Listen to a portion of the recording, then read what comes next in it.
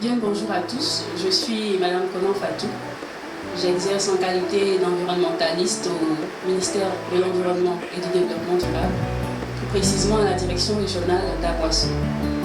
Alors, je suis chrétienne depuis 1999, baptisée en l'an 2000 sous la direction de feu le pasteur Kassia Mankarna de l'église des Assemblées de Dieu de Benjerville. Alors, l'expérience spirituelle la meilleure que j'ai vécue en cette année 2023 s'est déroulée à une retraite spirituelle organisée par le prophète Jean-Luc Cablan de l'église des Nations en collaboration avec l'évangéliste Betsaléel Richard de Dieu de l'église MED à Eboué. Alors, qu'est-ce qui s'est passé, du moins, laquelle expérience est-ce que j'ai vécue à cette retraite? Je dirais que au-delà d'être une expérience surnaturelle, c'était une expérience divine. Parce que j'y ai vécu quelque chose d'extraordinaire que je n'avais jamais vécu auparavant. J'en entendais parler, je l'ai lu dans certains livres, mais je n'ai jamais imaginé qu'un jour je pourrais moi-même vivre pareille expérience. Alors qu'est-ce qui s'est passé? J'ai vécu une expérience surnaturelle et divine. Auparavant, j'avais eu à vivre des expériences spirituelles, mais à cette retraite à Eboué, c'était le summum de la spiritualité, c'était le summum de la présence de Dieu. J'ai été bénie à travers les messages donnés par le serviteur de Dieu, le prophète JLK. Et je me souviens même d'un message où j'ai littéralement vu mes yeux s'ouvrir sur le monde spirituel alors qu'il était en plein enseignement. Et autre chose, je ne parvenais pas à le regarder.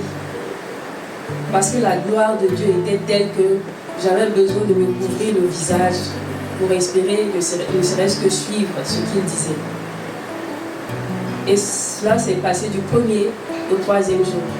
Mais ce qui m'a véritablement, je dirais, bouleversée à jamais, c'est le troisième jour.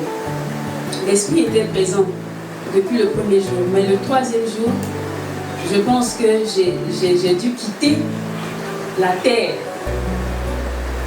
Je dirais que j'ai été ravie en esprit. Et je l'ai ressenti parce qu'il s'est produit un événement assez particulier. Je venais de la chambre et j'étais escortée même par des gardes parce que je ne tenais plus. La présence de Dieu était telle qu'il fallait m'assister pour que je puisse marcher. Alors, quand ils m'ont aidé, qu'on est arrivé au lieu du culte, je vous assure que aujourd'hui encore, je me demande qu'est-ce qui s'est passé au lieu de culte. La gloire de Dieu était telle que j'ai senti que je quittais la terre, que j'étais escortée, que j'ai été ravie en esprit. Et quand j'ai été ravie en esprit, le protocole avait même du mal à me tenir. Tant bien que mal, ils ont réussi à m'installer. Et quand ils m'ont installée, je pensais que j'étais revenue à moi. Mais en fait, je n'étais pas revenue à moi, je n'étais plus sur la terre. Ce n'était pas un film, c'était la réalité. J'étais devant le trône de la grâce. Il y avait une cohorte d'anges et j'étais au milieu de ce monde-là. Ils étaient tous vêtus de blanc et nous étions en train de louer, en train d'adorer, je dirais face contre terre, le Seigneur. C'était une expérience, je dirais, extraordinaire. Jusqu'à aujourd'hui, quand j'y pense, les Ivoiriens disent « j'ai la chair d'un poule ». La gloire de Dieu était telle qu'on ne pouvait pas voir son visage. Et tout autour, il y avait, je dirais, des milliards d'anges vêtus de blanc, tout autour, qui adoraient. Et il faisait des gestes, il levait la main, il la baissait, et naturellement, j'ai commencé à faire comme eux sans trop comprendre ce que je faisais, mais je le faisais. Et faisant les mêmes gestes que la cohorte des anges, j'ai reçu une décharge spirituelle. Et au bout d'un certain moment, je n'arrivais plus à la maîtriser. Et j'ai reçu instruction que je devais la décharger. Et comme visiblement, il n'y avait personne autour de moi, je me suis mise à frapper le sol. Je ne sais avec laquelle énergie, mais je sais que j'ai frappé le sol au moins 4 fois. Et à chaque fois que je frappais le sol, j'avais l'impression d'être, je ne sais pas comment le dire, un canal. C'est-à-dire que je servais juste à transmettre l'onction à l'environnement dans lequel je me trouvais. J'étais, je dirais, c'est vrai que j'étais au ciel, mais je devais faire descendre cette gloire que je vivais au ciel sur la terre. Et chaque fois que je frappais le sol, je libérais l'onction. Les autres vous diront ce qu'ils ont vécu, s'ils l'ont ressenti. Mais je peux vous assurer que à chaque fois que je frappais le sol, l'onction a été libérée et après j'ai pu me retrouver un peu.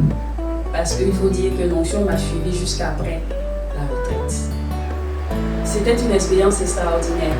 Et j'y suis restée, je dirais, pendant tout le culte.